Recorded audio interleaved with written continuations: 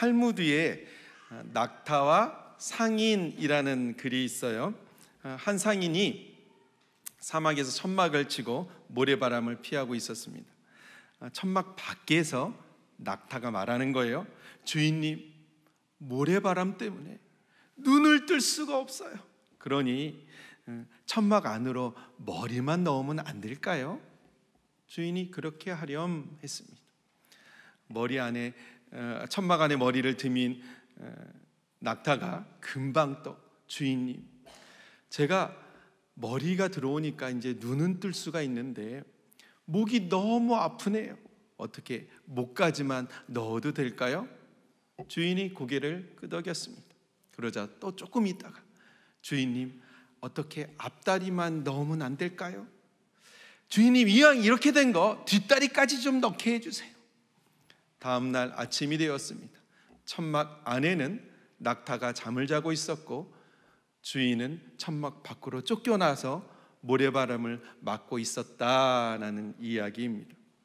여러분, 사단은 우리를 그렇게 쉽게 삼키려 하지 않습니다. 아주 완벽하게, 주도 면밀하게, 마치 이 낙타가 그 단계별로 천막 안을 점령한 것처럼 사단은 우리를 그렇게 조금씩 삼켜 들어옵니다. 처음에는 머리만 넣게 해달라고 그랬다가 목을 들이밀고 나중에 다 점령하고 오히려 그 주인이 쫓겨가잖아요. 이게 사탄의 전략이에요. 사단은 이 낙타처럼 처음에 우리 마음을 건드립니다. 주인님, 밖에 모래바람이 엄청 불어서 눈을 뜰 수가 없어요. 숨을 쉴 수가 없어요. 제가 숨을 쉬려면 코만이라도 어떻게 천막 안으로 넣으면 안 될까요? 그런데 별것 아닌 것 같은 이 작은 죄가 우리 마음 안에 들어오고 나면 그럼 순식간에 낙타가 다 들어오는 거예요. 그 작은 죄가 우리 마음을 다 삼켜버립니다. 나와 나의 가정을 삼키고 우리 신앙 공동체를 삼키고 나의 일터를 삼켜요. 우리의 이 관계의 관계가 다 깨지고 말아버립니다. 오늘 본문은 압살롬이 반란을 일으켜서 이스라엘 왕이 되었는데 마치 이 낙타와 같이 단계적으로 치밀하게 그 계략을 세워서 왕이 되었다는 이야기예요. 다윗은 또 도망자 신세가 되고 말아요. 그런데요, 이 압살롬이 이스라엘 왕이 되는데 아주 중요한 전략이 있는데 그것이 사람의 마음을 훔쳤다라는 거예요. 성경은 물은 내 마음을 지키라 했는데 왜? 생명의 근원이 마음에서 나니까. 여러분, 압살롬이 어떤 사람입니까? 우리가 지난주에도 보았지만 한마디로 못된 놈이에요. 압살롬, 못된 놈, 악한 사람이에요. 매우 냉정하고 치밀하고 계획적인 사람, 그리고 기다릴 줄 아는 사람이었어요. 거기다가 온 나라의 칭찬을 받을 만큼 그 외모가 출중해요. 그리고 힘과 용기가 탁월한 사람. 이복형이 자기 누이를 겁탈했을 때도 흥분하지 않았어요. 바로 막 드러내고 화내지 않았어요. 2년 동안 치밀한 계획을 세워서 그 이복형을 암살합니다. 그래서 쫓겨가서 3년을 유배 생활했죠. 다윗이 이제 됐다, 그만 돌아오라 했어요. 막상 돌아오니까 다윗이 어떻게 했죠? 내 얼굴을 보지 못하게 하라. 그래서 또 2년을 이도 저도 아닌 채로 지내고 말아요. 여러분, 그 7년은 하나님이 다윗에게 기회를 주셨던 거예요. 그런데 그 7년 동안 다윗은 이도 아니고 저도 아니고 그런 채로 그 기회를 놓치고 맙니다. 그러니까 압살롬이 이제 사생결단을 내려요. 내가 아버지 얼굴을 볼 수 있게 하든지 내 죄가 있다면 차라리 죽여라. 그래서 지난 14장 마지막 절 말씀, 압살롬과 다윗이 서로 입을 맞추니라. 그래서 겉으로 보기엔 둘이 화해한 것처럼 보입니다. 하지만 속마음은 아니었죠. 다윗은 용서도 없었고 징계도 없었고, 압살롬은 자신의 죄를 인정하지도 않았고 용서를 빌지도 않았습니다. 그 후에 1절 말씀 다 같이요. 시작. 그 후에 압살롬이 자기를 위하여 병거와 말들을 준비하고 호위병 50명을 그 앞에 세우니라. 다윗과 압살롬이 입을 맞춘 후에 압살롬이 반란을 일으켰다는 거예요. 압살롬이 이 낙타가 단계별로 그 천막을 점령해 나가듯이 단계별로 이스라엘을 점령합니다. 무려 4년 동안. 오늘 이 15장 1절 말씀이 압살롬이 자기를 위하여 호위병 50명을 세우니라부터 오늘 마지막 14절 다윗이 예루살렘에 함께 있는 그 모든 신하들에게 일어나 도망하자까지 4년 걸렸습니다. 여러분, 우리 지난주에 14장 말씀했을 때 주인공 세 사람이 나온다고 말씀드렸어요. 압살롬, 다윗, 군대 총사령관 요압, 이 세 사람이 등장했는데 오늘 15장에서는 다윗과 요압은 사라지고 압살롬의 동무대가 됩니다. 그리고 이 압살롬이요 14절에 나온 것처럼 그렇게 초라한 모습이 아니에요. 압살롬이 자기를 위하여 병거와 말들을 준비하고 호위무사 50명을 세우니라. 그리고 이제 본격적으로 왕이 되는 길을, 그 단계를 밟아갑니다. 첫 단계 우리 같이 읽을까요? 시작. 이스라엘 사람들의 마음을 훔쳐라. 여러분, 압살롬이 이스라엘 사람들의 마음을 어떻게 훔치나 한번 보세요. 사단도 똑같으니까요. 2절 말씀이요. 시작. 압살롬이 일찍이 일어나 성문길 곁에 서서 어떤 사람이든지 송사가 있어 왕에게 재판을 청하러 올 때에 그 사람을 불러 이르되 너는 어느 성읍 사람이냐 하니 그 사람의 대답이 종은 이스라엘 아무 지파에 속하였나이다 하면, 당시 성문에는요 왕이 재판하는 장소가 있었습니다. 그러니까 백성들이 왕께 재판을 청하려고 오는 것이죠. 억울한 사람들, 그 마음이 막 분노에 찬 사람들, 막 너무 힘든 사람들, 불만이 막 하늘을 치솟는 사람들, 중재가 필요한 사람들이 모였습니다. 왕의 재판을 받으려. 그런데 압살롬이 아침 일찍부터 그 성문 곁에 섰다가 왕께 그 송사하려고 온 사람들을 발견하면 다 자기가 가로챘다는 거예요. 압살롬이 먼저 물어봐요. 어디 사느냐? 그래서 그 사람이 종은 어디 지파 어디 수원 영통구에 사는 누굽니다 하면 이 압살롬이 그래? 정황을 알잖아요. 너가 어느 지파 누구의 아들 이구나. 그럼 그 상황과 학연 지연 다 동원해 가지고 그 사람의 상황에 맞게 이야기를 이끌어가는 거예요. 그 마음을 맞춰주는 거죠. 3절 4절 말씀이요. 시작. 압살롬이 그에게 이르기를 보라, 내 일이 옳고 바르다마는 내 송사를 들을 사람을 왕께서 세우지 아니하셨다 하고, 또 압살롬이 이르기를 내가 이 땅에서 재판관이 되고 누구든지 송사나 재판할 일이 있어 내게로 오는 자에게 내가 정의 베풀기를 원하노라 하고, 먼저 너가 어디 사느냐 물어봐서 그 사람의 형편과 사항을 다 이해한 후에 이번에는 그 사람의 말을 잘 들어주는 거예요. 다 들어줘요. 그리고 그 사람 편을 들어줍니다. 내 말을 듣고 보니 진짜 너가 말하는 게 다 맞다. 그러면서 다윗 왕을 무너뜨려요. 내가 너희들 억울한 거 다 알아. 너희들 힘든 거 다 알아. 그런데 다윗 왕은 너희를 신경 쓰지 않아. 왕이 송사할 사람을 세우지 않았어. 그러니까 내가 너의 억울함을 풀어줄게. 내가 정의를 베풀어줄게. 내가 왕이 된다면, 요건 가로지요. 5절 6절 말씀 시작.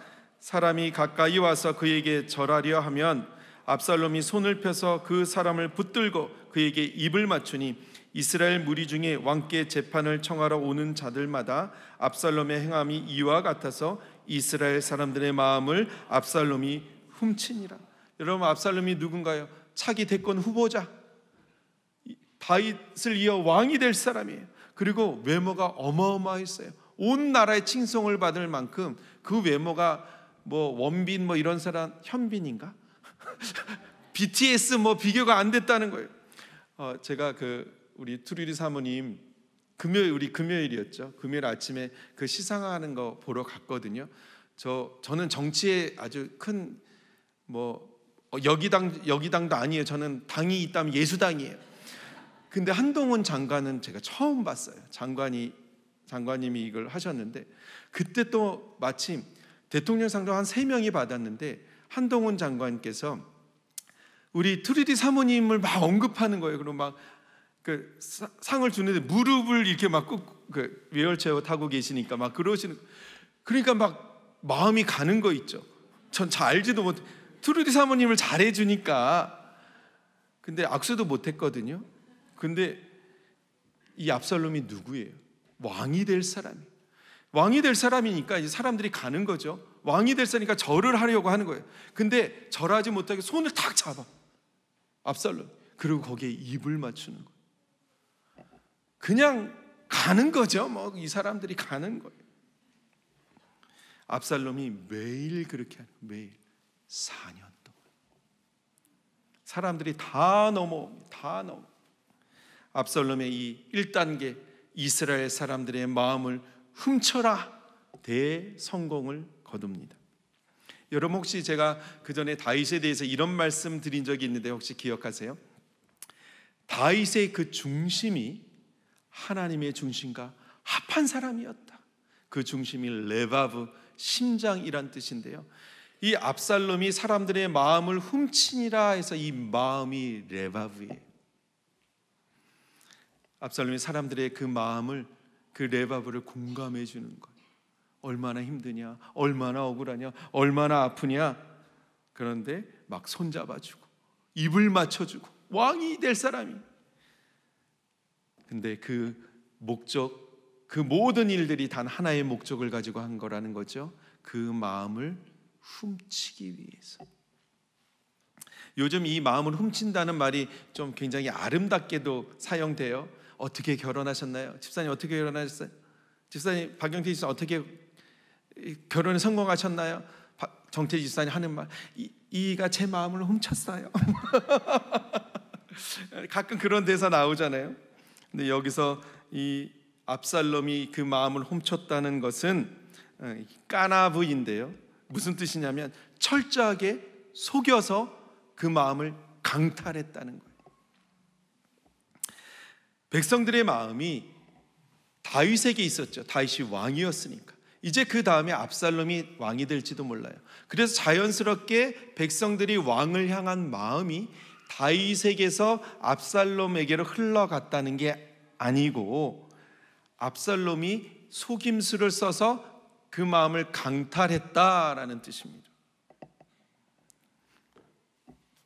여러분, 마음은요, 훔치는 게 아니라 얻는 거예요. 문제는 지금 저 사람이 내 마음을 훔치려고 이렇게 잘해주는지, 진짜 나를 위해서 잘해주는지 우리가 헷갈린다는 거예요. 만약 이게 헷갈리지 않고 분명하다면 우리가 피싱 당할 사람이 없어요.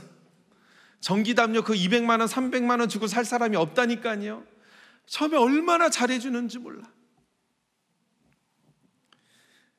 여러분, 사단은 여러분의 마음을 훔치기 위해서 제법 그럴듯한 모습으로 여러분을 찾아올 거요. 그런데 사단의 그 목적은 분명합니다. 여러분의 마음을 훔쳐서 여러분과 하나님의 관계를 멀어지게 하는 것, 성도와 성도 관계를 멀어지게 하는 것, 부부 관계를 멀어지게 하는 것, 자녀 관계를 멀어지게 하는 것, 저와 여러분의 관계를 멀어지게 하는 것. 무슨 말인가? 이간질한다는 거예요. 그래서 우리는 마음을 훔치는 사람을 조심해야 합니다. 그 사람이 여러분께 잘해주는 이유는 결국 여러분을 위해서 그러는 게 아니라 자기가 돈 많이 벌려고, 자기를 위해서 그렇게 하는 거예요. 압살롬이 그랬다는 거예요. 15장 1절 말씀, 그 후에 압살롬이 자기를 위하여, 압살롬이 누구를 위해 그랬다고요? 자기를 위하여. 저도 마찬가지. 목사도 자기 목회 성공을 위해 목숨을 거는 사람이 있는가 하면 정말 하나님을 위해 목숨을 거는 사람이 있습니다. 목사도 그럴 수가 있다면 포도원 지기들도 그럴 수가 있고, 당신도 그럴 수가 있고, 나도 그럴 수가 있는 거예요. 결론은 뭐냐? 아무리 선하게 보이는 행실일지라 할지라도 그것이 그 사람 자기를 위해 그러는 거면 그 사람은 다른 사람의 마음을 훔치는 사람, 자기 자신을 위해서가 아니라 진짜 그분을 위해서라면 그 사람은 자신의 마음을 내어주고 그 사람의 마음을 얻게 될 거예요. 하여간 1단계가 성공했어요. 그럼 이제 2단계로 갑니다. 2단계 다 같이요. 시작. 헤브론 사람들의 마음을 훔쳐라. 이제 압살롬이 왕이 되려면 헤브론으로 가서 헤브론 사람들의 마음을 훔쳐야 합니다. 이런 질문 있을 수 있죠. 왜 지금 수도가 예루살렘인데 왜 굳이 헤브론인가? 여러분, 헤브론인 다윗이 온 유다족 속의 왕으로 기름 부음을 받고 이 헤브론에서 7년 6개월 동안 다스렸습니다. 그러다가 사울이 죽고 난 다음에 다윗이 온 이스라엘의 왕으로 기름 부음을 받은 곳은 헤브론이 아니고 예루살렘이었어요. 하루아침에 그 수도가 헤브론에서 예루살렘으로 옮겨졌다는 거죠. 그럼 여기서 문제. 그때 헤브론 사람들은 그 마음이 섭섭했겠다, 억울했겠다, 상대적으로 이 박탈감이 있었겠다, 버림받은 마음이 있었겠다. 1번 그냥 좋았겠다. 1번. 여러분, 교회도, 작은 교회도 제가요 막 여기서 충성을 다해요. 근데 옆에 교회에서 저한테 100만 원 더 준대. 그래서 훌라당 갔어. 그럼 여러분 마음이 어떨까요? 이 배신감, 배신자, 이게 말도 안 되는 거죠.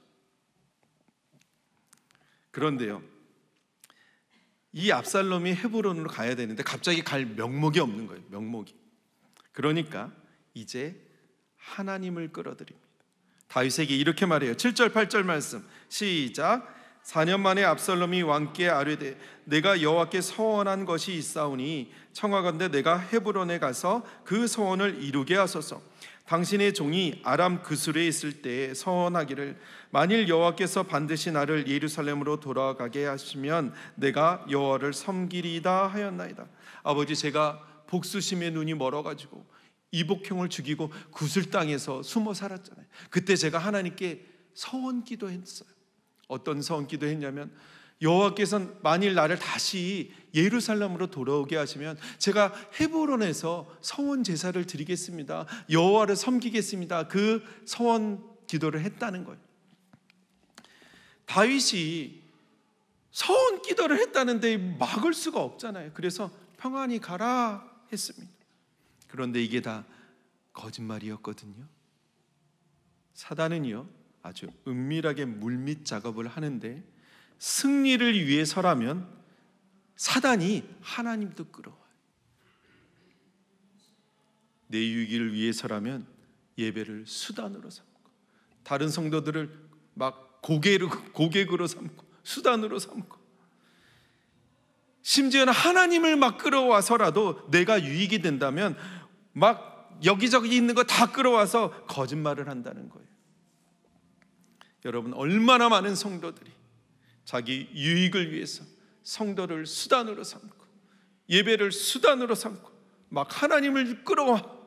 여러분, 얼마나 많은 교회들이, 얼마나 많은 목회자들이 이거는요 하나님이 원하시는 거예요. 당신이 이것 하면 하나님이 기뻐하실 거예요 하면서 은근슬쩍 자기가 원하는 거 하나 툭 얹어 놓잖아요. 여러분, 사단이요 저하고 친해지고 싶은가 봐요. 사단이 저를 자주 찾아옵니다. 찾아와서 하는 말이 너가 이러고도 목사냐? 이 말 제일 많이 해요. 그리고 또 가끔은요 저에게 찾아와서 이렇게 속삭여요. 너가 목회 성공하려면 성도들의 마음을 사로잡아야 돼. 너 그런데 어떻게 하면 성도들의 마음을 사로잡을 수 있는지 알아? 성도들이 지금 필요한 거 그거 잘 막 다 들어줘. 성도들이 아픈 거, 불편하는 그거 살살살살 잘 달래주고 긁어줘야 된다. 그리고 말이야, 이게 진짜 중요한데, 너 설교할 때 회개, 용서, 헌금, 충성, 죽음, 심판 이딴 거 이야기하지 마. 이거 얘기하면 성도들 다 떨어져 나가. 너는 그냥 축복만 해줘. 복 받는다, 복 받는다, 그것만 얘기해줘. 그러면 문목사 너가 성도들의 마음을 다 얻을 수 있을 거예요. 여러분, 이거는 성도들의 마음을 얻는 게 아니고 훔치는 거예요. 압살롬이 이제 하여간 다윗의 허락을 받았어요. 헤브론으로 평안히 가라. 그런데 헤브론으로 갈 때 두 가지를 하고 갑니다. 첫째, 이스라엘 모든 지파에 스파이를 파송해요. 여기는 전령을 보냈다 했는데, 다 전령들을 모든 지파에 보내서 하는 말이, 너희가 나팔이 불면 압살롬이 헤브론에서 왕이 되었다, 이렇게 외치라는 거예요. 온 지파에. 둘째는 예루살렘에서 헤브론으로 갈 때 200명을 초청해서 함께 갑니다. 그렇게 압살롬이 200명을 초청해서 헤브론으로 갔고, 헤브론의 사람들의 마음을 훔쳐서 아주 신속하게, 치밀하게, 또 과감하게 이스라엘 왕이 돼요. 근데 한 가지 재미있는 사실은요, 압살롬이 헤브론으로 갈 때 이스라엘 사람 200명을 초청해서 함께 갔다고 말씀드렸잖아요. 그럼 당연히 그 200명이 어떤 사람이겠어요? 당연히 힘 있고 권력 있고 힘센 사람들 200명 아니겠습니까? 그런데 여기서 문제예요. 만약에 그 200명이 압살롬이 이제 헤브론으로 같이 갑시다 해서 가는 거예요. 그 사람들이 어떤 마음을 가지고 예루살렘에서 헤브론으로 갔을까요? 11절 말씀인데 어떤 마음으로 갔는지를 생각하면서 한번 같이 읽어볼게요. 시작. 그때 청함을 받은 200명이 압살롬과 함께 예루살렘에서부터 헤브론으로 내려갔으니 그들은 압살롬이 꾸민 그 모든 일을 알지 못하고 그저 따라가기만 한 사람들이라. 그 200명이 압살롬의 계략은 알지 못하고 그냥 따라갔다는 거예요. 그냥 따라갔다는 거예요. 하지만 놀라운 사실, 그들이 압살롬의 이 계략을, 왕이 되려는 반란의 계략을 모르고 따라갔는데 압살롬의 계략은 성공합니다. 압살롬이 왕이 돼요. 그리고 이것이 사단의 숨은 계략입니다.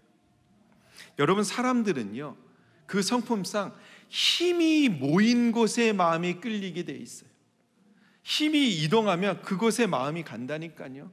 정권이 바뀌면 다음 정권으로 마음이 간다니까요. 여러분, 예수님께서 예루살렘 성에 입성하실 때 사람들이 다 난리가 났어요.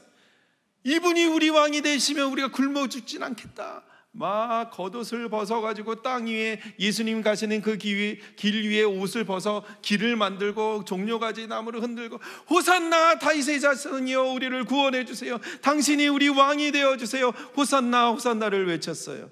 그리고 바로 며칠 후에 바라바냐 이 예수냐 했을 때 뭐라고 했나요? 예수를 십자가에 못 박아라. 여러분, 바로 그 사람들이 그 사람이에요. 그 사람들이 바로 나예요.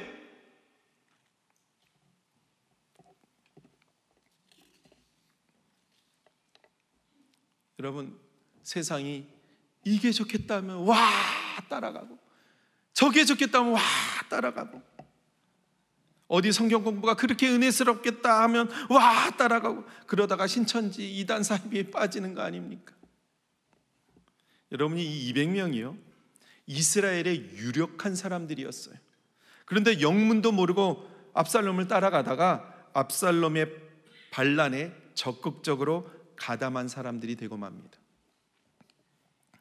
그래서 우리는 세상에서 살지만 세상에 휘둘리는 사람 아니고, 세상에 속한 사람 아니고 예수님께 속한 사람, 이 정체성이 분명해야 돼요. 매일의 생활 속에서 하나님의 거룩을 나타내는 사람, 그리스도의 사랑과 용서를 실제의 삶에서 흘러내는 사람. 사실은 제가 주중에 너무 감사한 문자 하나 받았어요. 제가 지난주에 여러분 사랑과 용서를 흘러내야 됩니다, 그 설교했죠. 감동 주시면 진짜 하기 싫어도 하세요. 멈추면 멈추세요 했더니 한 집사님이 제가 의료 사고 낸 그 의사를 용서하겠습니다. 그런 문자를 제가 받았어요. 여러분이 만약에 어떤 사람에게, 누군가에게 그리스도의 사랑을 흘러내고 누군가에게 용서를 흘러냈다면 여러분은 그 사람의 마음을 얻는 거예요. 마음은 훔치는 게 아니라 얻는 거예요. 하여간 압살롬이 왕이 되었다, 이 소식을 다윗도 듣습니다. 오늘 마지막 13절과 14절 말씀인데 함께 볼게요. 시작. 전련이 다윗에게 와서 말하되 이스라엘의 인심이 다 압살롬에게로 돌아갔나이다 한지라. 다윗이 예루살렘에 함께 있는 그 모든 신하들에게 이르되 일어나 도망하자. 그렇지 아니하면 우리 중 한 사람도 압살롬에게서 피하지 못하리라. 빨리 가자. 두렵건대 그가 우리를 급히 따라와 우리를 해하고 칼날로 성읍을 칠까 하노라. 빨리 도망가자, 빨리 도망가자. 오늘 말씀의 결론이 이거예요. 압살롬이 승리하고 다윗은 빨리 도망가고. 본문이 여기까지예요. 저보러 어쩌라는 거예요. 이렇게 끝내버렸어요. 압살롬이 진짜 철저하게 준비하고 은밀하게 준비하고 사람의 마음을 다 훔치고 막 하나님까지 다 끌어오고 하나님의 제사를 수단으로 삼고 온갖 수단 방법을 가리지 않고 해서 드디어 자신이 목적하는 바를 성취했다. 왕이 됐다. 오늘 말씀 끝. 오늘 본문만 보면 그래요. 하지만 여러분, 압살롬의 이 승리가 진정한 승리가 될까요? 주위를 한번 둘러보세요. 세상은요 더 높아지고, 세상에서 높아지고 더 많아지고 더 힘세지는 사람, 세상에서 성공하는 사람들을 보면 진짜 악한 사람들이 성공하는 것 같아요. 막 이윤을 어마어마하게 막 사기치는 사람들이 막 성공하고, 막 마약도 막 밀수하고, 막 착하게 살면, 정직하게 살면 이건 도저히 돈을 벌 수가 없는 세상 같아. 이렇게 장사하다간 다 망할 것 같아. 좋은 재료들 쓰고 마진이 적게 이거 망할 것 같아. 내가 예수 믿는 사람이라고 밝히는 순간 나는 손해만 볼 것 같아. 그럼 여러분, 하나님 없는 성공이 진정한 성공이 될 수 있을까요? 우리는 하나님 없는 사람들이 세상에서 성공하는 사람들을 많이 찾아볼 수 있어요. 그래서 시험에 들기도 합니다. 신앙을 지키려고 나는 이렇게 정직하게 살아가는데, 이렇게 어렵게 살아가는데, 속이지 않고 사기치지 않고 정말 이렇게 힘들게 살아가는데 어렵게 사는 거예요. 어렵게. 하나님이 없는 사람들은 막 부해지고 다 사장님 되고. 그런데요, 정말 어떻게 믿는 사람은 이렇게 비천한 인생 살고 하나님이 없는 사람은 이렇게 형통한 삶을 사는가, 이 물음이 우리에게도 있잖아요. 억울하기도 하고 그러잖아요. 근데 이 물음이 다윗의 때도 있었어요. 3000년 전에. 시편 73편에 보면 이 아삽이란 시인의 시인데요, 우리랑 똑같은 고민을 합니다. 이 아삽이 악한 사람들이 흥왕하고 믿는 사람들이 비천한 삶을 사는 것을 본 거예요. 그들에게는 고난이 없고 재앙이 없고 몸은 건강하고 윤기가 막 흐르고 자기가 원하는 것보다 더 많은 소득을 얻고 항상 편안하고 재물은 더욱 불어만 가는도다. 하지만 나는 깨끗한 마음으로 살고 죄를 멀리하고 사는데 나는 온종일 재난을 당하고 아침마다 징벌을 받았도다. 그래서 이 시인이 그래서 내가 정말 실족할 뻔했다 이야기합니다. 이 아삽이요, 다윗의 그 찬양하는 제사장이에요. 아삽, 헤만, 여두둔, 교회 음악하는 사람은 다 알거든요. 나팔 부는 제사장. 무려 이 150편 시편의 12편의 이 아삽의 시예요. 그런데 그 아삽이 나팔 부는 제사장도 실족할 뻔했다, 내가 시험에 빠질 뻔했다 하는 거예요. 그러니 여러분, 우리도 그 사람들 바라볼 때 어떤 마음을 가져야 되겠습니까? 근데 이 아삽이 하나님께서 깨달음을 주세요. 그 잘 먹고 잘 사는 사람, 하나님이 없는 사람들이 이렇게 흥황하는 게 하는 거, 그 사람의 결국은 하나님의 심판이 있다. 이것을 깨닫게 해주세요. 여러분이 우리 그런 사람들 보면 너무 부러워하지 마세요.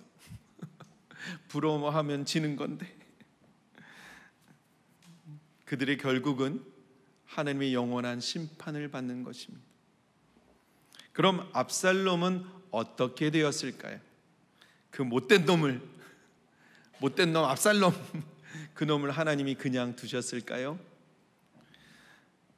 여러분, 우리 사는 인생에서 여러분이 어떤 단계에서는 성공하고 어떤 단계에서는 그냥 그저 그렇고 어떤 단계에서는 마음이 막 무너져 내리고 실패하고 막 큰 손해를 보고 막 관계가 막 깨어지고, 그 인생의 단계가 목적이 되면 안 됩니다. 우리는 더 높은 곳, 더 멀리 있는 곳을 바라볼 수 있는 그 눈이 열려야 합니다. 저 멀리 있는 곳을 소망하는 눈이 열려야 돼요. 우리는 세상에서 살지만 이 세상이 우리의 본향은 아니잖아요. 우리의 본향은 천국. 저 천국을 바라보는 그 눈이 열려야 합니다. 그러면 그 천국 소망이 분명하면 오늘 주위에 얼마나 더럽고 힘든 게 많아요. 그래도 사는 힘이 달라지는 거예요. 천국 소망이 분명하면. 지금 내 삶이 실패한 인생 같고 힘들고 어렵고 비천한 삶을 사는 것 같아도 이 고난과 시련을 통해서, 이 아픔과 질병을 통해서, 그것을 통해서 주님을 바라보는 그 눈이 열려야 합니다. 그러면 인생 달라지는 거예요. 사는 힘이 달라진다니까요. 여러분, 새로운 한 주간 힘내시라고 응원합니다. 축복합니다. 새로운 한 주간도 주님 바라보고 믿음으로 살아내시기를 주님의 이름으로 축원드립니다.